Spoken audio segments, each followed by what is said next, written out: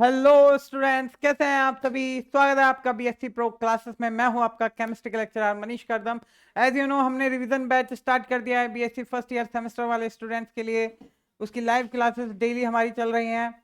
Okay, तो students, as you no कि आप सभी जानते हैं कि आज जो भी हम क्लासेस ले रहे हैं सभी रिकॉर्डेड आपको हमारे बीएससी प्रो क्लासेस ऐप पे मिल जाएंगी।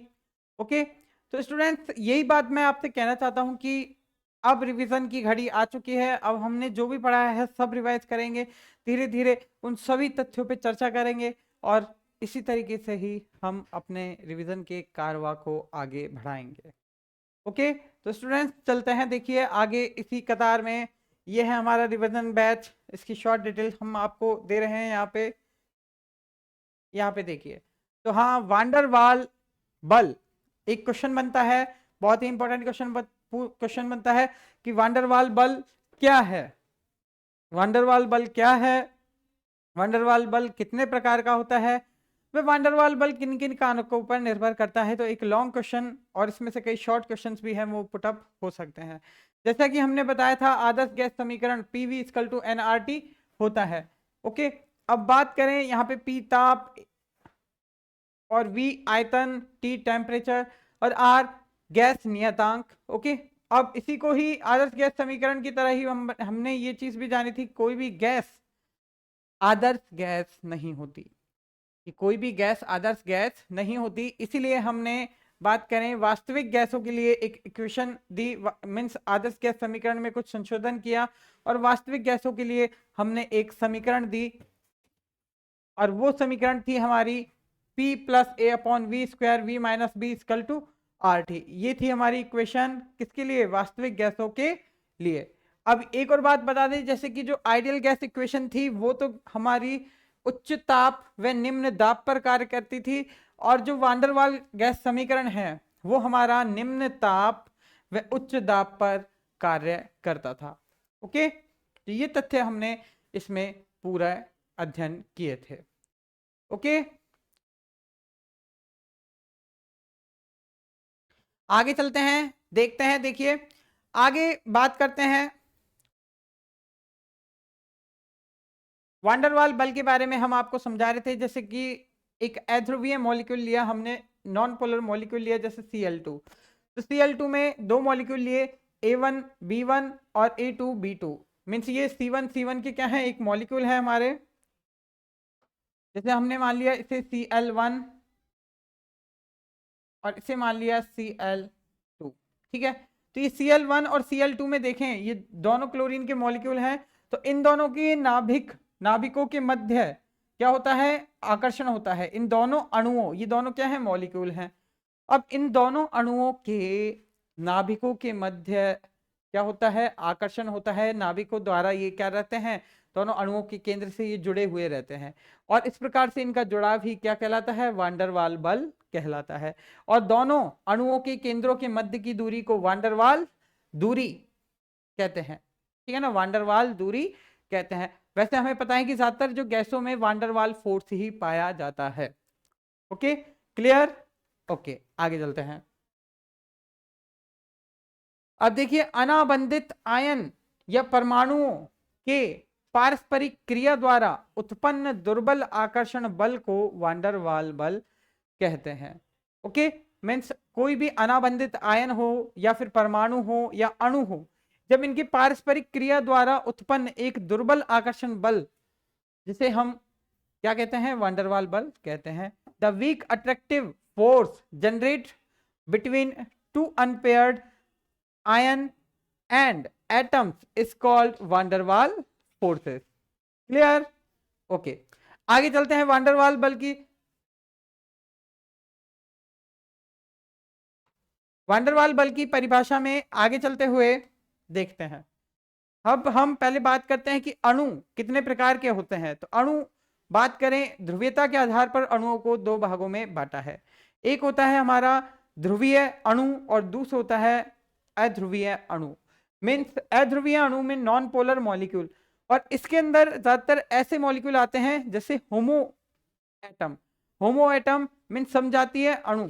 इसके अंदर क्या होता है, दोनों ही समपरमाणविक अणु मीन्स दोनों ही परमाणु क्या होते हैं, समान होते हैं। जैसे एक chlorine chlorine, hydrogen hydrogen, nitrogen nitrogen.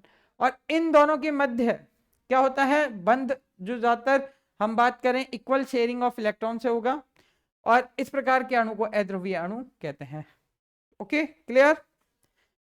फिर उसके बाद हम बात करते हैं ध्रुवीय अणुओं की। ध्रुवीय अणुओं में क्या होता है, एक जो परमाणु है, एक परमाणु की विद्युत ऋणता अधिक होती है इसलिए उसे पार्शियल, उसमें नेगेटिव चार्ज, और एक परमाणु की विद्युत ऋणता थोड़ी कम होती है तो उस पर पार्शियल पॉजिटिव चार्ज आ जाता है।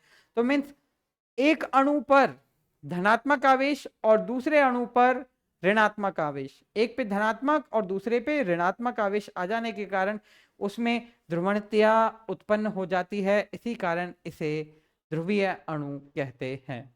ओके आगे चलते हैं। देखिए कि वांडरवाल जो बल है हमारा 3 प्रकार का होता है, दिशामान या द्विध्रुव द्विध्रुव आकर्षण बल, जिसे कीजोम बल के नाम से भी हम जानते हैं, इंग्लिश में कहते हैं ओरिएंटेशनल और डायपोल डायपोल अट्रैक्टिव फोर्स या अट्रैक्शन फोर्स। ओके और आगे चलिए, इसके बाद नेक्स्ट आता है हमारा प्रकीर्णन या प्रेरित द्विध्रुव आकर्षण बल, मीन्स डिस्पर्शन और induced dipole attraction force. Okay उसके बाद थर्ड देखें, प्रेरण या द्विध्रुव प्रेरित द्विध्रुव आकर्षण बल, मीन्स इंड्यूस्ड और डायपोल अट्रैक्शन फोर्स। ओके आप देखते हैं, देखिए मॉलिक्यूल्स में कुछ चर्चा करते हैं, इसी प्रकार देखते हैं किस प्रकार से मॉलिक्यूल नेगेटिविटी शो करते हैं। जैसे नाइट्रोजन फ्लोरीन, तो फ्लोरीन अधिक विद्युतरणीय है, नाइट्रोजन कम विद्युतरणीय है। क्यों? क्योंकि नाइट्रोजन आता है हमारे 15वें वर्ग में और फ्लोरीन आता है हमारे 17वें वर्ग में, और जब हम वर्ग में दाएं से बाएं जाते हैं तो विद्युतरणीयता अधिक होती है। मीन्स एक वर्ग से जब हम 17वें वर्ग तक जाएंगे तो विद्युतरणीयता के मान में वृद्धि होगी। ठीक है, अब फिर उसके बाद हम बात करें, जैसे ऑक्सीजन और फ्लोरीन में देखें तो ऑक्सीजन 16वें वर्ग का और फ्लोरीन 17वें वर्ग का, तो इसकी भी विद्युतरणीयता अधिक होगी। कार्बन और ऑक्सीजन में देखें तो कार्बन 14वें वर्ग का और ऑक्सीजन 16वें वर्ग का, तो इसलिए ऑक्सीजन की विद्युतरणीयता अधिक होती है। क्लियर? ओके आगे चलते हैं। अब बात करते हैं, देखिए एक फार्मूला कीजोम बल के आधार पर दिया गया था, 2 म्यू की पावर 4 3 आर की पावर 6 के टी। टी यहाँ पे क्या है, टेम्परेचर है, तापमान है, के यहाँ पे वोल्टेज मान स्थिरांक, ई के यहाँ पे क्या है, दिशा मान ऊर्जा ओरिएंटेशनल एनर्जी, आर है यहाँ पे धन तथा ऋण केंद्र के मध्य की दूरी, distance between negative and positive centre. अब देखिए होता क्या है इसमें, इसके अंदर एक मॉलिक्यूल तो क्या होता है, एक अध्रुवीय अणु उपस्थित होता है। ठीक है, और दूसरा अणु किस प्रकार का होता है, ध्रुवीय अणु। ओके ये द्विध्रुव प्रेरित द्विध्रुव आकर्षण बल का हमारा उदाहरण है ये। ओके इसमें क्या है कि नॉन पोलर मॉलिक्यूल अध्रुवीय अणु और पोलर मॉलिक्यूल क्या है, एक ध्रुवीय अणु है। जब अध्रुवीय अणु जब इसके निकट आता है तो इसमें पार्शियली क्या हो जाते हैं, डायपोल के कैरेक्टर्स आ जाते हैं, जिसे द्विध्रुव प्रेरित द्विध्रुव आकर्षण बल कहते हैं। Means dipole induced dipole interaction, जो सबसे लास्ट तीसरे प्रकार जो हमने देखा है वो है ये हमारा। ओके देखिए पहले प्रकार ये हमने थोड़ा सा शॉर्ट डिस्क्रिप्शन देखा इनके बारे में। अब हम सीरियलिटी से देखते हैं कि भाई डायपोल डायपोल इंटरेक्शन मीन्स द्विध्रुव द्विध्रुव आकर्षण बल क्या होता है। तो सबसे पहले देखें, ये क्वेश्चन देखो शॉर्ट नोट्स में भी आ सकता है, कई बार आया हुआ है, तो आपको उसके लिए प्रिपेयर रहना है। ओके तो जैसे द्विध्रुव द्विध्रुव आकर्षण बल मीन्स पोलर मॉलिक्यूल क्या होता है, इसमें ध्रुवीय अणुओं में कीजोम, ये ज्यादातर किसमें होता है, पहला पॉइंट जो हमें याद रहना चाहिए कि ये ध्रुवीय अणुओं में होता है। मीन्स किस मॉलिक्यूल्स में, पोलर मॉलिक्यूल्स में सबसे ज्यादा ये होता है। ठीक, फिर उसके बाद बात करें कि कीजोम ने 1912 में इस थ्योरी को दिया था और इसलिए इसे कीजोम फोर्स के नाम से भी जानते हैं या कीजोम बल भी इसे कहते हैं। और बात करें दोनों अणुओं में क्या होता है, धन व ऋण स्थायी केंद्र उपस्थित होते हैं। मीन्स इसमें जो दोनों अणु उपस्थित होंगे, दोनों अणुओं में धन व ऋण केंद्र उपस्थित होते हैं। Permanent centre present in negative positive ion.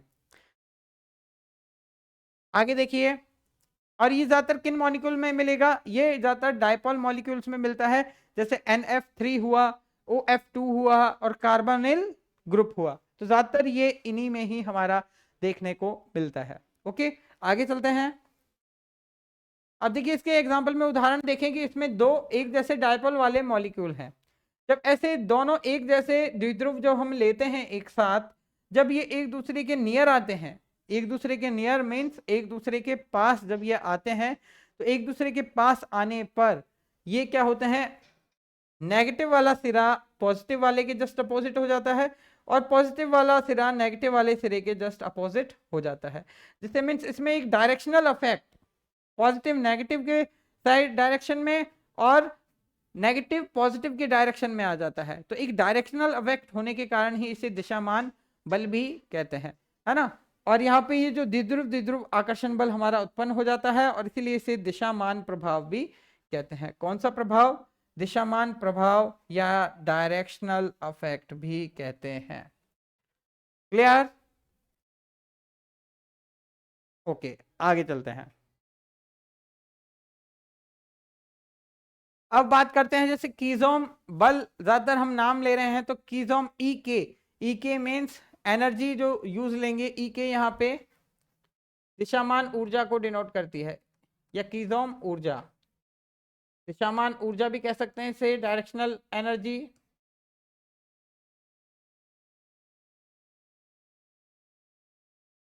या फिर हम इसे कीजोम ऊर्जा भी कह सकते हैं।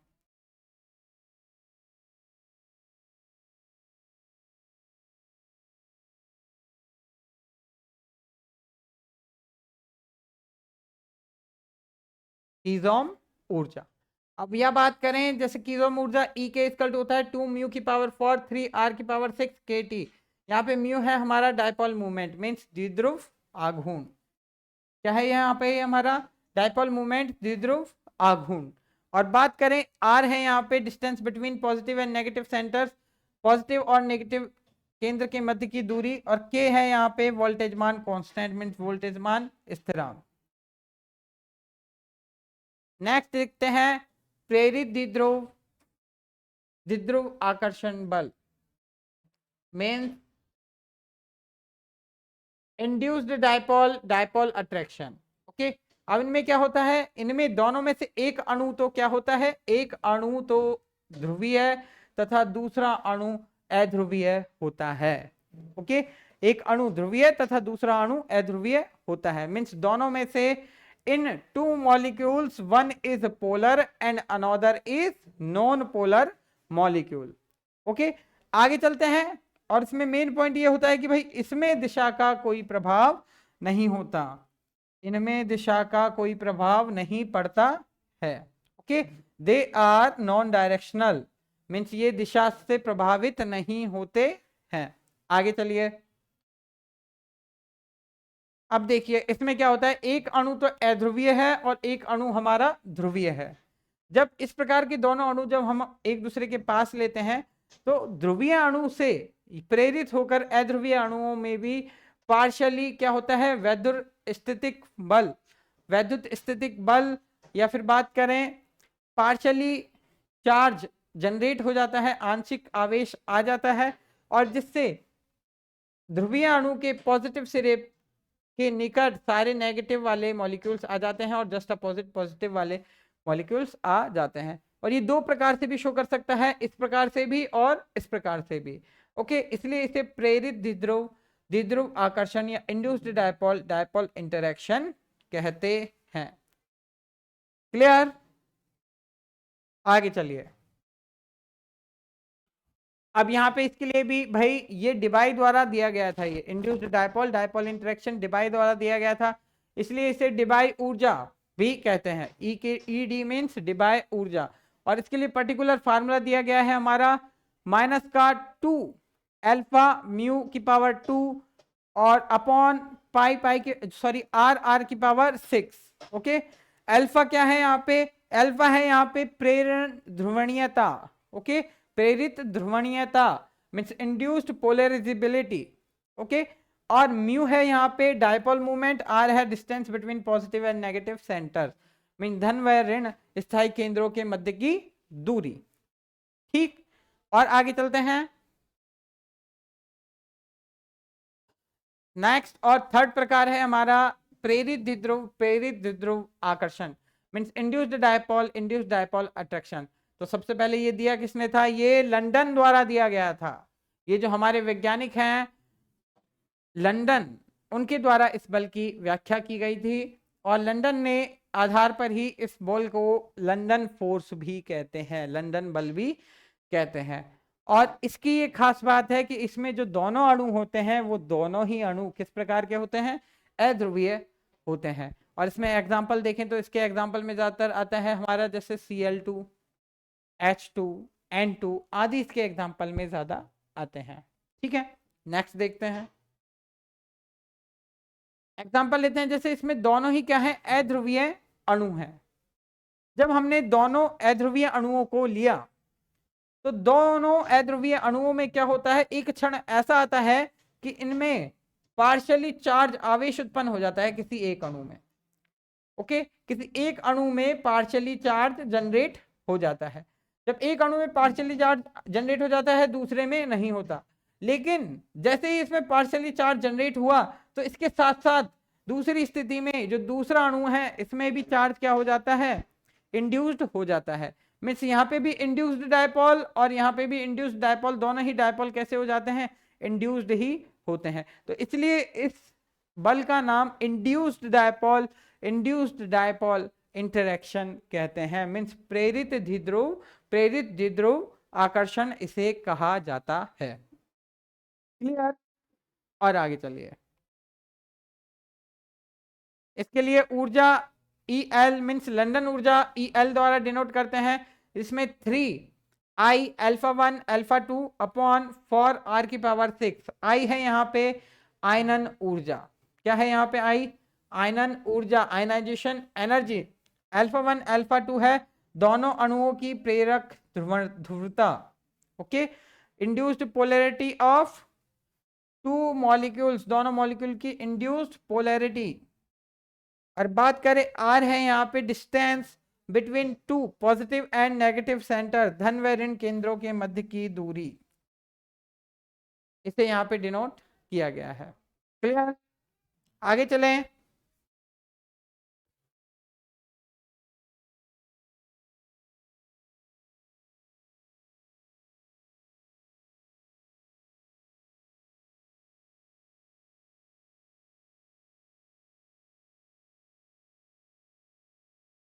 अब उसके बाद देखते हैं हम वांडरवाल बल की निर्भरता। वांडरवाल बल की परिभाषा हमने पढ़ ली, वांडरवाल बल के प्रकार हमने पढ़ लिए, और अब हम पढ़ेंगे वांडरवाल बल की निर्भरता। ओके,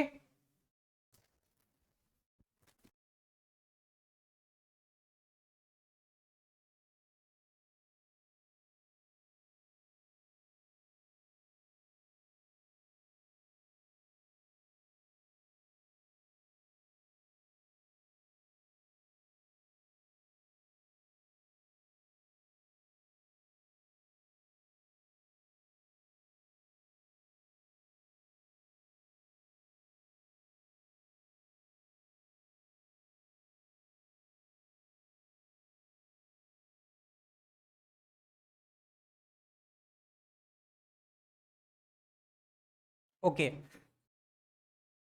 तो यहाँ पे वांडरवाल बल की निर्भरता देखते हैं। तो वांडरवाल की dependency, van der Waal force dependency, van der Waal बल की निर्भरता देखिए क्या होती है। वांडरवाल बल की निर्भरता, वांडरवाल बल की निर्भरता देखें तो इसमें द्विध्रुव आघूर्ण पर इसकी निर्भरता होती है। जो भी हमने फार्मूला देखे उन सभी फार्मूले में हम देख रहे थे जो ऊर्जा है द्विध्रुव आघूर्ण के प्रोपोर्शनल में होती है, मीन्स द्विध्रुव आघूर्ण के समानुपाती होती है।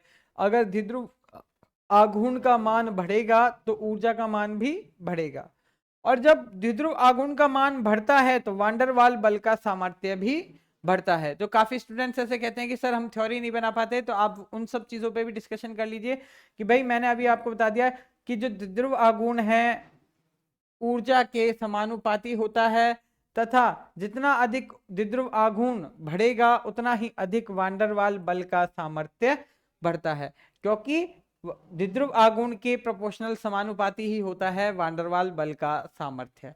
ओके, तो इस प्रकार से आप इसे थ्योरी में भी कन्वर्ट कर सकते हैं। क्लियर? आगे चलिए।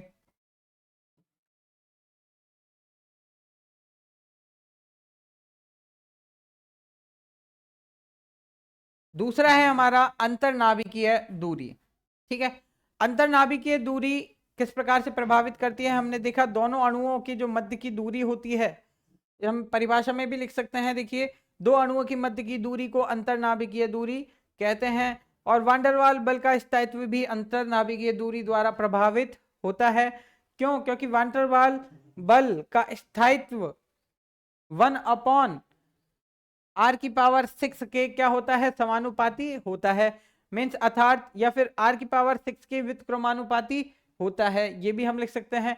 मीन्स बात करें जैसे वान डेर वाल बल का स्थायित्व अगर घटता है तो यहाँ पे त्रिज्या का मान, वान डेर वाल जो दूरी है, डिस्टेंस है, उसका मान बढ़ेगा। अगर स्थायित्व का मान अधिक होता है तो वान डेर वाल जो अंतरनाभिकीय दूरी है, अंतरनाभिकीय दूरी, उसका मान क्या होगा? कम होगा। ओके, तो इस प्रकार इसके द्वारा भी ये हमारा प्रभावित करता है। और देखते हैं ध्रुवणता। थर्ड पॉइंट है हमारा ध्रुवणता। अब देखिए ध्रुवणता के द्वारा किस प्रकार प्रभावित होगा? जो ध्रुवणता है, पोलराइजेबिलिटी है, ध्रुवणता वान डेर वाल बल के समानुपाती होती है। मीन्स जितना अधिक ध्रुवणता होगी, वान डेर वाल बल का स्थायित्व भी अधिक होगा और तथा ऊर्जा का मान भी उतना ही अधिक होगा। मीन्स ध्रुवणता stability of van der Waals force means van der Waals बल के स्थायित्व के समानुपाती होती है और उतना ही अधिक ऊर्जा का मान होता है। क्लियर?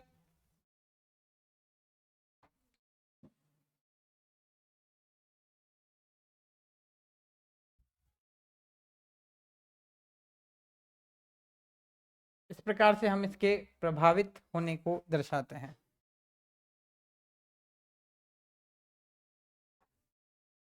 अब तीनों पे निर्भरता हमने पढ़ ली। अब हम बांटते हैं वान डेर वाल बल के भौतिक गुणों की व्याख्या करते हैं। ठीक है, वान डेर वाल बल के भौतिक गुण जैसे कि melting and boiling point of noble gas, ये हम देखते हैं। अब जैसे बात करें उत्कृष्ट गैसों का गलनांक, उत्कृष्ट गैसों में भी कई प्रकार की, दो प्रकार की गैस हैं हमारी।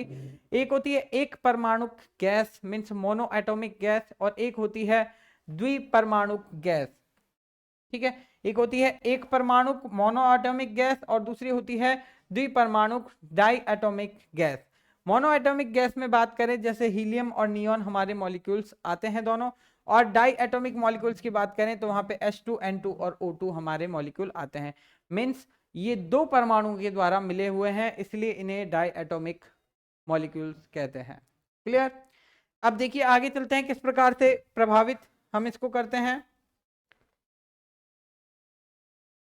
देखिए एक क्वेश्चन ये हमारा जनरेट होता है कि hydrogen have high melting boiling point comparison to helium, कि भाई हाइड्रोजन का गलनांक हीलियम की तुलना में अधिक होता है। क्यों? तो इसका कारण हम अपने वही पूरे जो हमने पिछली बार जो पूरी थ्योरी पढ़ी है पिछले पेजों में, उसी के आधार पर ही हम इसकी व्याख्या करेंगे। देखिए हाइड्रोजन और हीलियम, इनकी बात करें, वान डेर वाल त्रिज्याओं की बात करें तो हाइड्रोजन की वान डेर वाल त्रिज्या हीलियम से क्या होती है? कम होती है। ठीक है, और हमने पढ़ा है कि भाई वान डेर वाल त्रिज्या और किसका स्थायित्व का अगर हम देखें तो वो एक दूसरे के जस्ट अपोजिट होते हैं। अगर वान डेर वाल त्रिज्या अधिक होगी तो स्थायित्व क्या होगा? कम होगा। ओके, अब देखिए, अब अगर हीलियम की वान डेर वाल त्रिज्या ज्यादा है तो हीलियम का स्थायित्व क्या होगा? कम। और अगर बात करें हाइड्रोजन की वान डेर वाल त्रिज्या अगर कम है तो इसका स्थायित्व क्या होगा? ज्यादा। तो इस प्रकार से भी हम इसको डिनोट कर सकते हैं। अब जैसे कि हमें पता है कि भाई अगर वान डेर वाल त्रिज्या इनकी कम और अधिक है तो आकार क्या होगा? हाइड्रोजन का आकार अधिक व हीलियम का आकार कम होगा। ठीक है, साइज क्या होगा? इसकी जस्ट अपोजिट वान डेर वाल त्रिज्या के होता है। मीन्स हाइड्रोजन का आकार अधिक होगा, हीलियम का आकार कम होगा। ठीक है, और आकार जितना अधिक होता है उसकी पोलैरिटी या ध्रुवता भी उतनी ही ज्यादा होती है। और ध्रुवता अगर उसकी ज्यादा है तो ध्रुवता समानुपाती होती है वांडरवाल स्टेबिलिटी के, मीन्स वांडरवाल स्थायित्व के। तो इसलिए वांडरवाल स्थायित्व हाइड्रोजन का हीलियम से अधिक होता है। ठीक है, अब हाइड्रोजन का स्थायित्व अधिक है हीलियम से, तो हाइड्रोजन पे जो लगने वाला वांडरवाल बल है वो भी क्या होगा, अधिक होगा। हाइड्रोजन पे लगने वाला बल भी, वांडरवाल बल भी अधिक होगा। जब इनके अणुओं के मध्य बल अधिक लगता है तो बल अधिक लगने के कारण जो इनके मेल्टिंग और बॉइलिंग पॉइंट हैं वो भी क्या होंगे, अधिक होंगे। क्योंकि इनके मध्य अगर अधिक बल लगता है तो ये अधिक मजबूती से जुड़े हुए होते हैं, अधिक स्थायी होते हैं। और जब ये अधिक स्थायी चीज को तोड़ने में हमें ज्यादा एनर्जी देनी पड़ती है, इसीलिए हाइड्रोजन का मेल्टिंग बॉइलिंग पॉइंट हीलियम से ज्यादा होता है। तो ये हमारे क्वेश्चन है और इसका आंसर है, जिसे आप पूरा थ्योरी में डिस्क्राइब आसानी से कर सकते हैं। बिल्कुल आपके माइंड में याद रहे, बिल्कुल देखते ही आपको याद हो जाए, इसलिए हमने इस प्रकार से व्यवस्था भी आपको की है। ओके, आगे देखिए।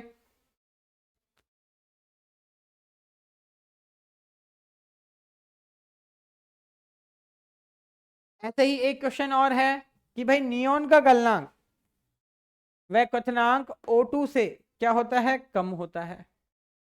भाई इसका कारण बताओ, भाई O2 से कम क्यों होता है। तो इसे भी हम उसी कारण द्वारा समझाएंगे कि O2 और N2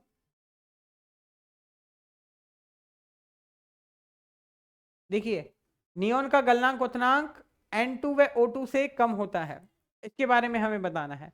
मीन्स अब इनका क्या होगा, स्थायित्व भी O2 है, इससे N2 से क्या होगा, कम होगा।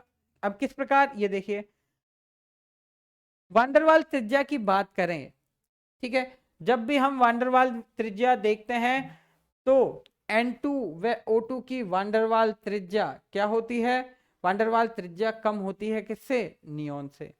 नियोन की वांडरवाल त्रिज्या क्या है, अधिक है। और जिसकी वांडरवाल त्रिज्या अधिक है तो उसका स्थायित्व क्या होगा, कम होगा। अब भाई इनकी वांडरवाल त्रिज्या क्या है, O2 N2 की कम है, इसलिए इनका स्थायित्व क्या है, अधिक है। एक पॉइंट तो ये हम दे सकते हैं आसानी से। अब देखिए, अगर इनकी वांडरवाल त्रिज्या क्या है, कम है, तो इनका आकार क्या होगा, अधिक होगा। वांडरवाल त्रिज्या और आकार एक दूसरे के जस्ट अपोजिट होते हैं। अगर वांडरवाल त्रिज्या अधिक है तो आकार कम होगा, साइज कम होगा। और अगर वांडरवाल त्रिज्या क्या है, कम है, तो आकार बड़ा होगा। ठीक है, तो O2 व N2 का आकार नियोन से बड़ा होता है। अब जब आकार बड़ा होगा तो ध्रुवणता भी क्या होगी, अधिक होगी। अब जब ध्रुवणता अधिक होगी तो वांडरवाल बल भी क्या होगा, इस पे अधिक लगेगा। जब वांडरवाल बल अधिक लगेगा O2 व N2 पे, तो इनको तोड़ने में ज्यादा कठिनाई होगी। मीन्स इन मॉलिक्यूल्स को तोड़ने में और ज्यादा हमें एनर्जी देनी पड़ेगी। और जब हम इन्हें तोड़ने में ज्यादा एनर्जी देंगे तो इनके मेल्टिंग और बॉइलिंग पॉइंट वैसे ही ज्यादा हो जाएंगे। क्लियर, चलें आगे। ओके,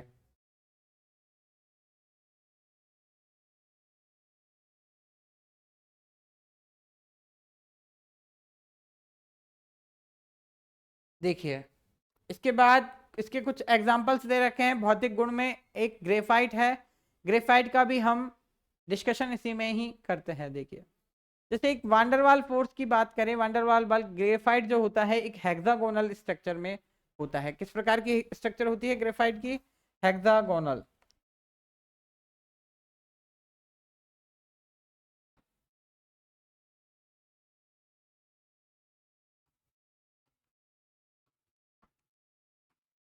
इस प्रकार इसके मध्य दो परतें होती हैं ग्रेफाइट में। दोनों परतों के मध्य की दूरी कितनी होती है, 3.35 एंगस्ट्रॉम होती है। दोनों परतों के मध्य की दूरी 3.35 एंगस्ट्रॉम होती है। अब बात करें यहाँ पे दोनों परतों के मध्य की दूरी, वीक अट्रैक्शन फोर्स मींस दुर्बल आकर्षण बल दोनों परतों के मध्य कार्य करता है। क्योंकि इनके मध्य दूरी कितनी है, 3.35 एंगस्ट्रॉम। अब दोनों मध्यों के मध्य दुर्बल आकर्षण बल मींस वांडरवाल बल जो कार्य करता है, इसी कारण क्या होते हैं, ये एक दूसरे पे दोनों परतें आसानी से फिसल जाती हैं। और दोनों परतें आसानी से फिसल जाने के कारण ही हम इन्हें कागज पर लिखने के लिए, writing on paper and as lubricants means ठोस स्नेहक के रूप में, आपने देखा होगा कई बार बियरिंग जब हम बनाते हैं, बियरिंग में एक सॉलिड ग्लास की बात करें, रॉड्स का यूज लेते हैं। इस प्रकार से छोटी छोटी रॉड्स जो होती हैं हम बियरिंग में लगाते हैं, तो ग्रेफाइट की होती हैं, इसीलिए ग्रेफाइट का यूज ठोस स्नेहक मीन्स एज ए लुब्रिकेंट या बियरिंग में भी ज्यादातर यूज इसका करते हैं। ओके, तो ये तो था इसका एक फिजिकल वांडरवाल बल का भौतिक रूप। तो इसमें और आगे चलते हैं, देखिए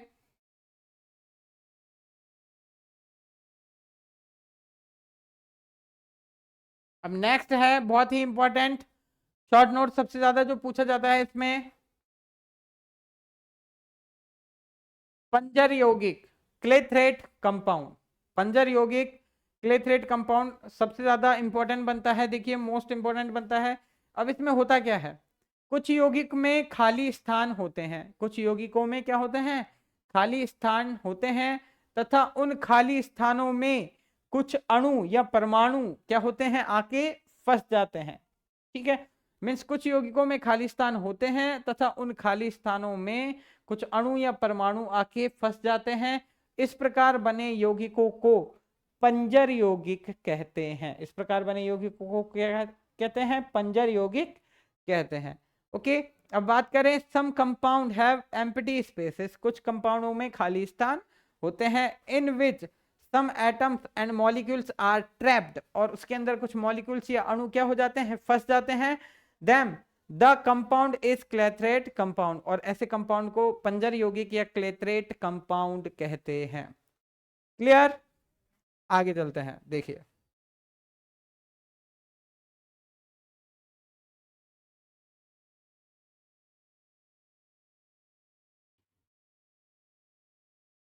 इसी के बारे में बता रखा है। देखिए क्लेथरेट कंपाउंड में होता क्या है कि इनमें मेहमान व मेजबान अणु के मध्य बंध नहीं बनता है। मीन्स इसमें एक जो अणु अंदर उपस्थित होता है उसे हम कहते हैं, देखिए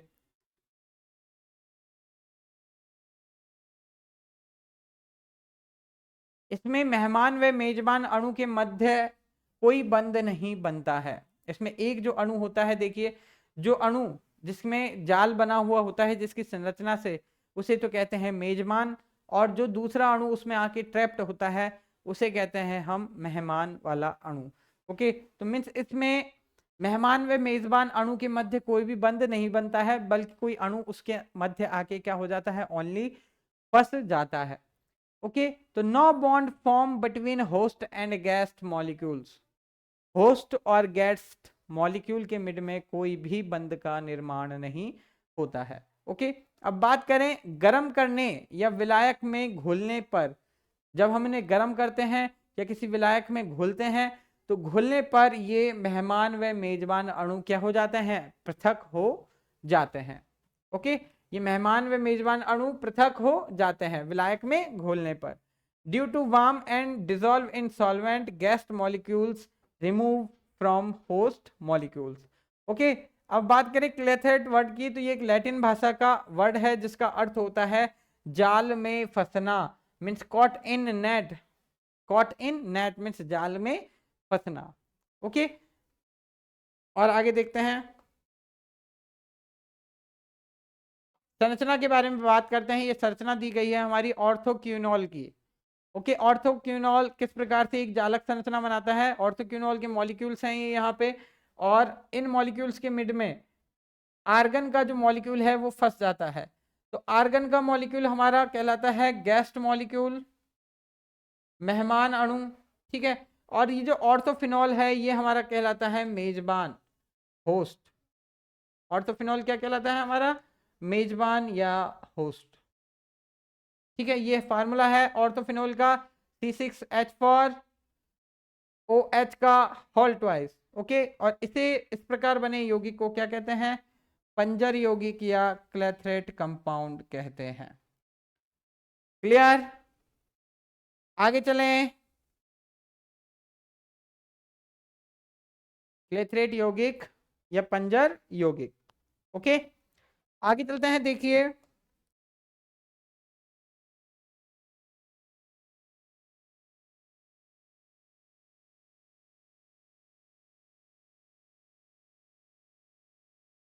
अब इसमें एक और प्रभाव देखते हैं। देखिए वांडरवाल बल जूल थॉमसन पे कैसे अफेक्ट करता है। Joule Thomson effect and capillary action किस प्रकार से होता है, देखिए इसके बारे में और हम विस्तार से चर्चा कर लेते हैं। देखिए Joule Thomson effect and capillary action, तो में जूल थॉमसन प्रभाव व केशिका की क्रिया होती है। देखिए इस प्रकार से ये हमारा एक तल है, वांडरवाल फोर्स एक द्रव भरा हुआ है, उसमें किस प्रकार से अंदर की तरफ और आधे में क्या भरी हुई है, गैस भरी हुई है।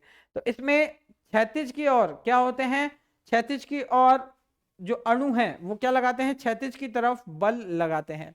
ठीक है, क्षैतिज की तरफ बल लगाते हैं और क्या होता है, मोशन ऑफ लिक्विड इन, उसमें जो द्रव की गति है कहाँ होती है, द्रव की गति ऊपर की तरफ इसमें होने लगती है।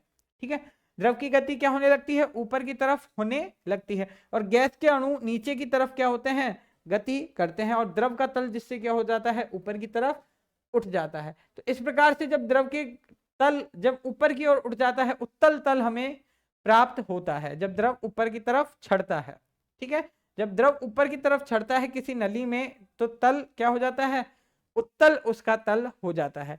और जब कोई पानी की बूंद क्या होती है, जब नीचे की तरफ गति करती है, जब पानी हम ऊपर से नीचे की तरफ अगर नली में से डाल रहे हैं तो उसका तल किस प्रकार से हो जाएगा, तो द्रव की गति क्या हो जाएगी, अवतल, जो उसका तल है हमें अवतल दिखाई देगा। Okay, clear. इसमें यही चीज हमें बता रखी है। देखिए कि नॉर्मल स्टेट में जब पानी का कोई भी बहाव नहीं हो रहा हो तो वो एकदम क्षैतिज रूप से उसका तल रहता है, उसका तल एकदम क्षैतिज रूप में हॉरिजेंटल व्यवस्थित रहेगा। लेकिन जब हम पानी को क्या करते हैं, ऊपर खींचते हैं, तो ऊपर खींचने पर उसका जो तल है केशिका में से, तो इस प्रकार से उत्तल तल उसका हमें दिखाई देगा। और जब हम पानी जब ऊपर से नीचे जा रहा हो तब उसका तल किस प्रकार से हो जाएगा, उसका तल अवतल की दिशा में आ जाएगा, अवतल आकार की दिशा में व्यवस्थित रहेगा। ठीक है, आगे चलें।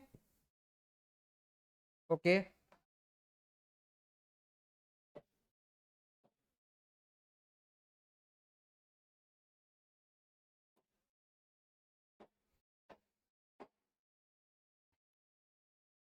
इसके बाद हमारे आते हैं आयनिक ठोस। ठीक है, आयनिक ठोस क्या होते हैं, इसके बारे में हमने सामान्य जानकारी दी थी आपको कि NaCl में बात करें, जैसे सोडियम है तो सोडियम 281 मीन्स इसके आउटर मोस्ट सेल में एक इलेक्ट्रॉन होता है, और क्लोरीन 287 मीन्स एक इलेक्ट्रॉन की कमी, यहाँ पे एक इलेक्ट्रॉन ज्यादा और एक इलेक्ट्रॉन की कमी। तो ये क्या करते हैं, एक दूसरे से इलेक्ट्रॉन का शेयर कर देते हैं। सोडियम अपना इस एक इलेक्ट्रॉन को निकाल देता है जिससे इस पे धनावेश आ जाता है, और क्लोरीन इस एक इलेक्ट्रॉन को एक्सेप्ट कर लेता है जिससे इस पे ऋणावेश आ जाता है। ओके, तो ये Na+ और Cl माइनस मिलके एक NaCl बना लेते हैं जिसे आयनिक ठोस कहते हैं। और इसमें जो मध्य कार्य करने वाला बल होता है वैद्युत संयोजी बल या इलेक्ट्रोस्टैटिक फोर्स कहलाता है। देखिए आगे बात करते हैं, धन व ऋण आयनों को बंधे रखने वाला बल आयनिक बंध होता है। मीन्स ऐसा बल जिसमें धन व ऋण आयन दोनों बंधे हुए रहते हैं, तो इनको बांधे रखने वाला बल ही आयनिक बंध हमारा कहलाता है। Okay, the bond which bind a positive and negative ion is called ionic bond. Okay, अब बात करें वह ठोस जो धन व ऋण आयनों के वैद्युत संयोजी बल द्वारा जुड़े होने से बनते हैं, आयनिक ठोस कहलाते हैं। अब आयनिक बंध की परिभाषा हमने पहले लिख दी कि बांधे रखने वाला बल आयनिक बंध। और बात करें ठोस, वह ठोस जो धन व ऋण आयनों के वैद्युत संयोजी बल द्वारा जुड़े हुए होने से बनता है, आयनिक ठोस कहलाता है। Okay, the solid which are made up of positive and negative ion by electrostatic force are called ionic solid। क्या कहते हैं उसे, ionic solid कहते हैं। मीन्स NaCl और CaCl2 KCl इसके एग्जांपल्स में हमें देखने को मिलते हैं।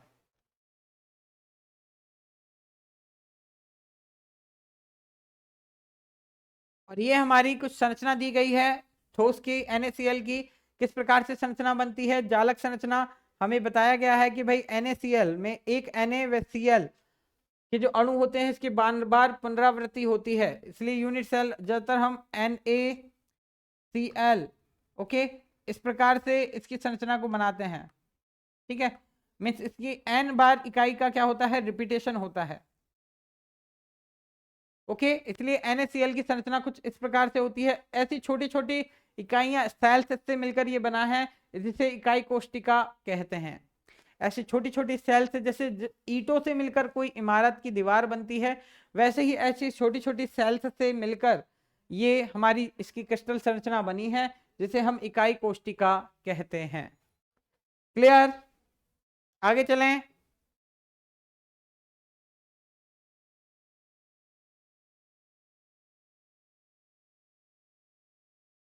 अब देखिए बात करें आयनिक सॉलिड के बारे में, और आयनिक solid are found in crystal form.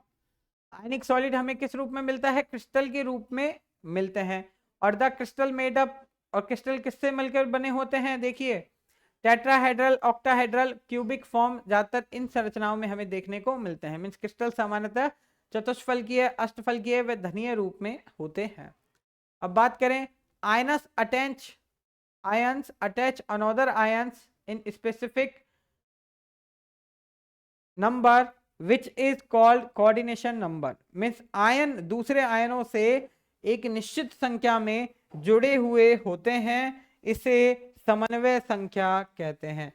Means जो आयन होते हैं दूसरे आयनों से एक निश्चित संख्या में जुड़े हुए होते हैं, इसे ही हम क्या कहते हैं, इसे ही हम समन्वय संख्या कहते हैं। क्लियर?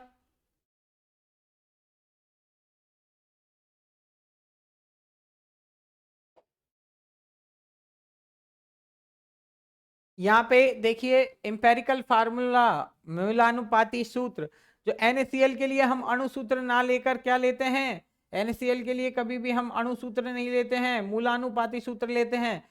क्योंकि NaCl में NaCl इकाई की क्या होती है, बार बार पुनरावृत्ति होती है, इसलिए हम इसे NaCl ब्रैकेट के बाहर n से रिप्रेजेंट करते हैं। ओके मीन्स NaCl एक क्रिस्टल के रूप में मिलता है जिसमें NaCl की इकाई की बार बार पुनरावृत्ति होती है, इसलिए यहाँ मूलानुपाती सूत्र का उपयोग किया जाता है। Means LaCl found in crystal form in which NaCl unit repeat again and again, so we use empirical formula for this condition. तो इस कंडीशन के लिए हम एम्पेरिकल फार्मूला का उपयोग करते हैं। क्लियर? क्लियर है? ओके आगे चलते हैं। देखिए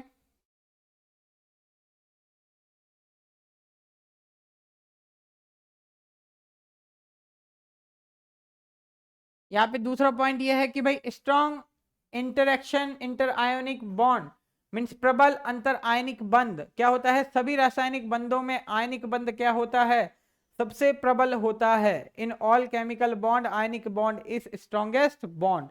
मीन्स सभी बलों में आयनिक बल बहुत अधिक प्रबल है। अब देखिए हाई आयनिक बंधों के जो मेल्टिंग बॉइलिंग पॉइंट कैसे मिलेंगे, हाई हमें मिलते हैं।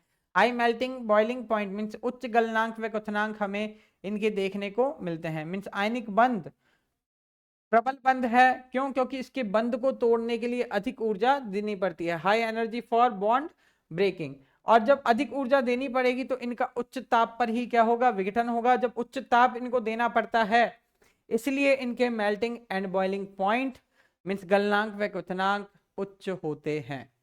क्लियर?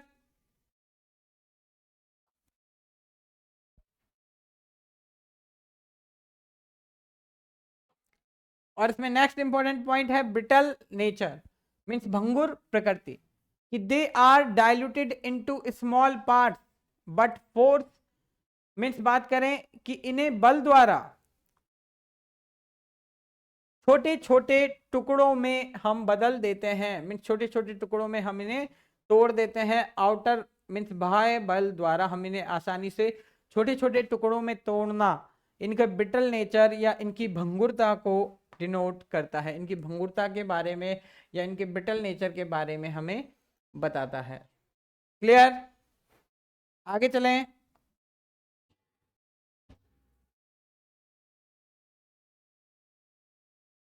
चालकता की बात करें, कंडक्टिविटी ऑफ आयनिक सॉलिड, ठीक है। तो ionic compounds do not give conductivity in solid state, कि ठोस अवस्था में आयनिक यौगिक कभी भी चालकता प्रदर्शित नहीं करते हैं, जबकि किस अवस्था में करेंगे, ये ओनली आयनिक यौगिक केवल गलित अवस्था में ही क्या करते हैं, अपनी चालकता प्रदर्शित करते हैं। Okay, the ionic compound show their conductivity in melting state, means गलित अवस्था में ही ये अपनी चालकता को प्रदर्शित करते हैं।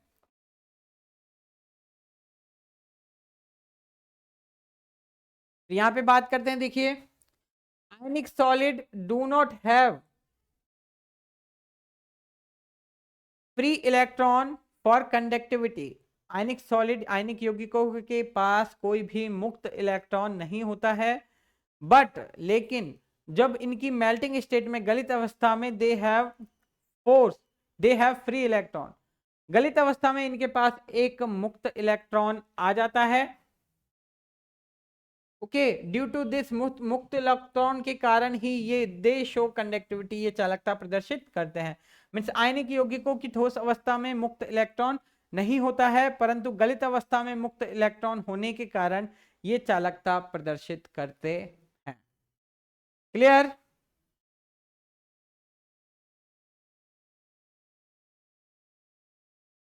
इसके बाद के जो भी टॉपिक हैं वो हम स्टार्ट करेंगे हमारी कल की कक्षा में।